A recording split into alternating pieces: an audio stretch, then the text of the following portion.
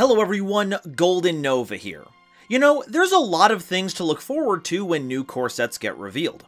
What's the new lore going to look like? Will the new archetypes and support stand a chance against the current meta? And most importantly, how many hundreds of dollars will the next chase secret be? But what I love most is when the designers open up the bag o' ol' archetypes, reach in shoulder deep and grab something from the dusty corners of the game that we'd all forgotten about. Gustos had a bit of that treatment recently, same with Moki Moki, but those were fan favorites, remembered for their infamous reverse OTK and bloodthirsty savage aura respectively. But today, we go over a theme that had quite a bit of hype on release, but was quickly snuffed out: Prediction Princesses. Premiering in the July 2015 special set Dragons of Legend 2, this theme, piloted by ArcV Clairvoyant Aura Sentia, combines the two flavors ever: rituals and flip monsters. And you know, I'm surprised it took them this long to combine such synergistic qualities. However, flips were getting a recent resurgence thanks to the power of Shaddolls, and like fusion summoning, rituals also sent their monsters to the grave by effect, so you could see why the two themes helmed by gigantic light fairies would want a network. But not every dynamic duo is meant to be together forever, because as it turns out, Shaddolls were a good enough engine on their own, and their signature fusion spell, which required basically no setup, lost a lot of its bite when it had to prop up a ritual spell that did require setup. Suffice it to say, this deck was no Nekroz. But now, with new cards on the horizon, along with recent advancements in ritual technology, have the princesses found their way to our castle? Only one way to find out. Let's familiarize ourselves with these symbols of fate, see how their prognosticative powers will shape the future, and look into what actions we can use to enhance our ESP. I foresee you'll have an engaging and informative experience involving Prediction Princesses. But before we continue, a quick reminder to please like and subscribe if you've enjoyed my content so far. We're on the road to 100,000 subscribers, and there's no better way to get there than on our dual runners. Our next stop is 40k, which means Leo and Luna Explained, where we'll be covering Ancient Fairy Dragon's companions, the Power Tool Dragons, Morphtronics, and any other cards that are more than meets the eye. We've also got our Discord, where we've got some new emotes that I know I'm particularly proud of. I also have a Twitch where you can join me for viewer duels, progression polls pulls, and chaos draft pulls for the foreseeable future. And don't forget about my Patreon, where you can gain access to my videos early, reach some of these milestones, as well as helping to determine which videos I make. Thank you all so much for watching, and now, back to the video. So what's the deal with Prediction Princesses? Well, they're a series of fairy-type monsters of various attributes, and with one very reasonable exception, and one pleasantly surprising inclusion, are all flip monsters. Aesthetically, they're all based on ways one can predict the future, from tarot cards to crystal balls to even coins. Their flip effects are mostly in service of gathering all the pieces we need to perform the ritual summon of our boss monster, who can in turn trigger our flip effects to accrue even more advantage, with a few utility monsters sprinkled in for good measure. However, adding in a few flips from outside the archetype is a pretty common practice to make sure we have the toolbox we need to handle any situation. One such card is Prediction Princess Koinorma, a level 3 earth monster with 800 attack and 1400 defense, and its flip effect has you special summoning a level 3 or higher flip monster from your hand or deck in face down defense position, but also you can't activate monster effects for the rest of the turn except Prediction Princess monsters effects. This does prevent you from grabbing something like a giant sub-terror and immediately accessing their entire roster of effects, but fun fact, Deus Ex Crawler's skill drain effect doesn't activate. So if you can flip it up after that, it gets under Koinorma's restriction to defang your opponent's field. But just cause there's a bit of a delay doesn't mean you should be afraid to branch out and grab some powerful off-theme flip monsters, because all you have to do is wait for the next draw phase and you're good to go.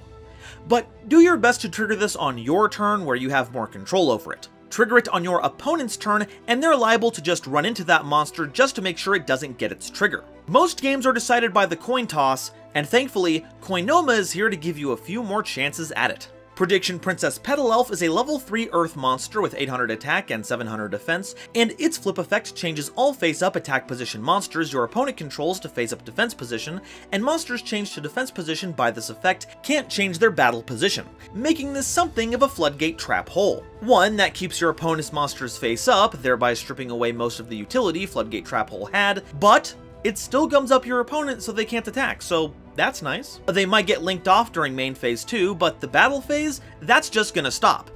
if it gets activated there, mind you. And unless they have Link monsters, but this was made way before they showed up, so we can't really hold that against Petal Elf. Depending on what the meta at large looks like, you'll love this card, or you'll love it not. You'll love it, you love it not. You love it, you love it not. However, it pairs very nicely with Pwediction Princess Astra Morgan, a level 3 dark monster with 1300 attack and 0 defense, and its flip effect is a delayed trigger. Once it's applied during the end phase of this turn, destroy as many defense position monsters your opponent controls as possible, and if you do, burn your opponent for 500 damage for each monster destroyed. This combos very well with Petal Elf, especially if used on your own turn to avoid those defense position monsters from being used as material for a new monster. It also means you can do some fun things with Book of Moon style effects. Once this is set up in the end phase, you can flip a monster face down or turn it to defense position however you want, then Astra Morgan will swing in to deal the killing blow. But, you know, hey, that's Ares's for you. Our next two are very similar. Pwediction Princess Aerosylph is a level 4 wind monster with 1000 attack and 1400 defense, and its flip effect adds a ritual spell card from your deck or grave to your hand. While Pwediction Princess Crystaldyne is a level 5 water monster with 1400 attack and 2200 defense, and its flip effect adds a ritual monster card from your deck or grave to your hand. Which is all well and good until you realize that the monster that searches other monsters is, in fact, higher than level 4, so it's not as easy as setting it and forgetting it. However, in the face of special summon effects, namely Koinorma, that doesn't really matter much, and could potentially come up if you need a high-level non-tuner for synchro purposes. But let's be real, all of this has been really power crept due to the fact that incantations now exist. But the most interesting tidbit is their forms of divination. Crystaldyne is obviously a crystal ball, but Aerosylph uses Bellomancy, which was an ancient way to use arrows to make predictions. Which makes sense, because if used correctly, they could point you in the right direction. Pwediction Princess Bibliomuse is a new addition to the team, and is a level 9 earth monster with 2500 attack and defense, and its flip effect adds a Pwediction Princess monster, except a copy of itself, and a ritual spell from your deck to your hand. If this card is tributed and sent to the grave, you can special summon this card in face-down defense position. And while you control this face-up card, your opponent can't target ritual monsters you control with card effects, also they can't be destroyed by your opponent's card effects. Oh hey, they made a card based on aura, ain't that nice? It's a great searcher, provides targeting and effect protection to all of your rituals, not just Pwediction Princesses, and if used as tribute fodder for a ritual summon, it gets reset so you can get that search again. It's even the perfect level for our boss rituals. But hey, don't take my word for it. Just take a look. It's in a book. It's Bibliomuse. Alright, now it's time to move on to our ritual monsters, which means we're gonna have to weave the ritual spells in there so you get full context. The first is Pwediction Ritual, used to ritual summon Pwediction Princess Tarot Ray by tributing monsters whose levels equal or exceed 9. And during your main phase, except the turn this card was sent to the grave, you can banish this card from your grave to add any Pwediction Princess monster from your deck to your hand. So hey, you get a free search the turn after, and while it's not helpful in getting Tarot Ray since you aren't going to be able to use it much without the ritual spell, you can grab basically anything else, including Bibliomuse, which makes for some fantastic material. I foresee you'll be searching for this card quite a bit, but a prediction like this doesn't really mean much when the best choice is obvious. This is tied to Pwediction Princess Tarot Ray, a level 9 light ritual monster that is not a flip that you can ritual summon with Pwediction Ritual. Once per turn during your end phase, you can special summon a flip monster from your hand or grave in face-down defense position. And as a quick effect, you can target either a face-down monster on the field and change it to face-up attack, or target a face-up monster on the field and change it to face-down position. Keep in mind, this is a hard once per turn, so you can't flip up with one Tarot Ray and flip down with another. But aside from that, this card is awesome. It's Book of Moon or Taiyu at quick effect speed once per turn, which comes with a laundry list of utility functions. You can trigger your flip effects at quick effect speed. You can shut off a monster by flipping it down, keeping them from attacking, applying their effects, or being used as Synchro, Xyz, or Link material. You can reset your own flip effects. You can dodge certain kinds of targeted interaction. It is wild. Not to mention you get a free flip monster at the end of each of your turns. And we have some amazing options, even beyond what we've talked about here. So now, you're not at the mercy of what the cards have in store for you, but rather, what you have in store for your cards. The next pair of cards begins with Nether Pwediction Ritual, a ritual spell that can be used to ritual summon any Pwediction Princess ritual monster from your hand or grave in face-up attack or face-down defense position, tributing monsters from your hand or field whose levels equal or exceed the level of the monster you want to ritual summon. And during the standby phase, if you control a Pwediction Princess ritual monster, you can banish this card from your grave to special summon a non-ritual Pwediction Princess monster from your deck in face-down defense position. Now, while this card is generic and can be used to summon either ritual, Nether does not list either of them, so it's not eligible for pre-preparation of rites. And while the option to special summon in face-down defense position seems odd, trust me, it'll come up. And getting to summon a free Pwediction Princess on the next standby phase means more access to Bibliomuse. But is Nether worth the Minecraft association? That's gonna have to be up to you. However, while it's not named in Nether Pwediction Ritual, it's basically tied to Nether Pwediction Princess Terror Wraith, a level 9 dark ritual monster that is a flip monster. Once again, we're pushing into some very interesting design territory with rituals. We just recently got our first ritual pendulum monster with Odd Eyes Pendulum Graph Dragon, and now we get a ritual flip.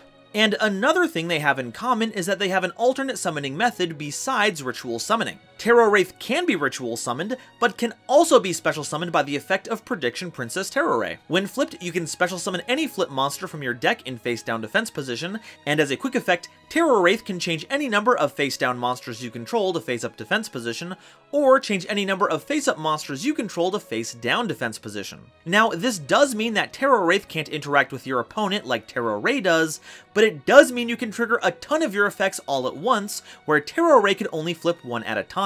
This also makes for a very powerful sequence where you summon Terror Ray, use its effect during the end phase to summon back Terror Wraith face down, flip it up with Terror Ray if you haven't used its effect yet, use Terror Wraith's flip effect to get any flip monster out of your deck, then turn that monster face up with Terror Wraith's quick effect. This can be used to set up Deus Ex Crawler, any non-Nemesis Subterror, or any other sundry flip effect your heart desires. Honestly, it's getting Wraith reviews from me. Now, that does it for the orthodox Pwediction Princess cards, but we also have one extra card floating around. Black Catastrophe is a normal trap card that can be activated during your opponent's battle phase if you control 2 or more face-down defense position monsters to end the battle phase. You can also banish this card from your grave to target 2 face-up monsters on the field, including at least 1 Pwediction Princess monster, and change them to face-down defense position. Now, this was a quirky little card at best on initial release, but in combination with Terror Wraith, this is actually a bit more playable. With its ability to flip all your monsters face down, as long as you have 2 monsters that is, you can reach the requirements for this card at the start of your opponent's battle phase to wiggle your way out of that phase. And while in the grave, this can be kind of a reciprocal Book of Moon, which is great because we love getting the opportunity to trigger more flip effects. I'm actually kind of looking forward to seeing if this card actually has value now, but I've got to take a moment to take this card to task. I know this archetype is all about occult stuff involving predicting the future, and having a black cat cross your path is supposed to cause bad luck,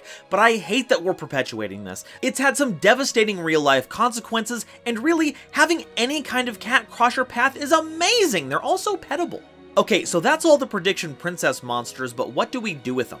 Well, that's the funny thing about ritual decks. Now, they can be whatever you want.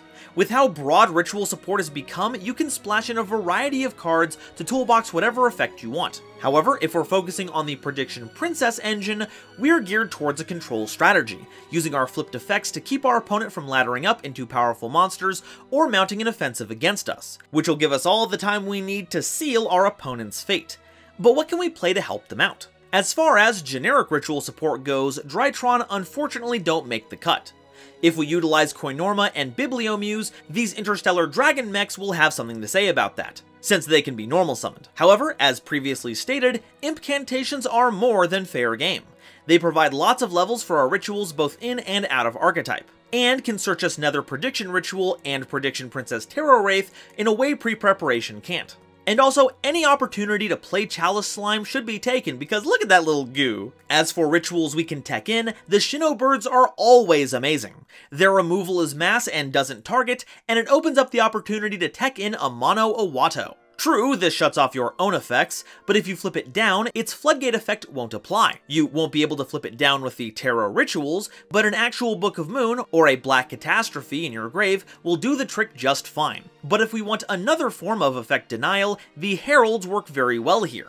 After all, the prediction princesses are fairies, so they make for excellent fodder for perfection. As for flips, let's list off some of the best. Morphing Jar can refresh an empty hand, but watch out for your opponent gaining a bunch of cards as well. However, if Droll is active, it's a hilarious way to clean out their hand. Mimicking Maneater Bug is some sick removal that has the potential to get very swole.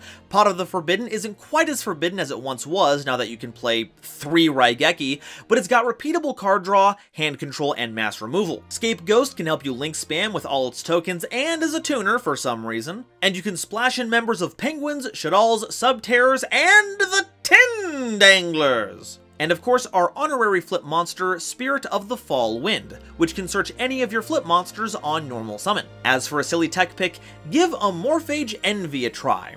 It's not a flip monster, but when flipped up, it locks out extra deck summons, and 2050 defense is a high bar to clear for normal summons. Of course, it doesn't stop non-extra deck summons, which is where most of the game's problem solvers live, but if they manage to get anything onto the field that's troublesome, you can use your Book of Moon type effects to shut them off and keep Envy safe. And that's all I have to say about prediction princesses. Rituals have become a very competitive field as of late, but with access to ridiculous floodgates, control tools, and resource management, this combination of cards might just have what it takes to stack the tarot deck in your favor. It's also another missed opportunity to introduce the game's first non-Egyptian god divine monsters, like Divine, Divination, Divination. It's right there! But now, I want to hear what you all have to say. Do you predict that these princesses have a bright future ahead of them, or are they not exactly in time for the throne? Let me know in the comments, and if you haven't already, please make sure to like this video and subscribe to show your support, ring that bell so you don't miss an episode, and share this video with someone you know who loves Yu-Gi-Oh! It really does a lot to help me out. Today's episode was brought to you by my lovely patrons, including this month's illustrious Quasar Commander, Harry, the Ominous Benefactor, Nebula Navigators, 3rd Dynasty,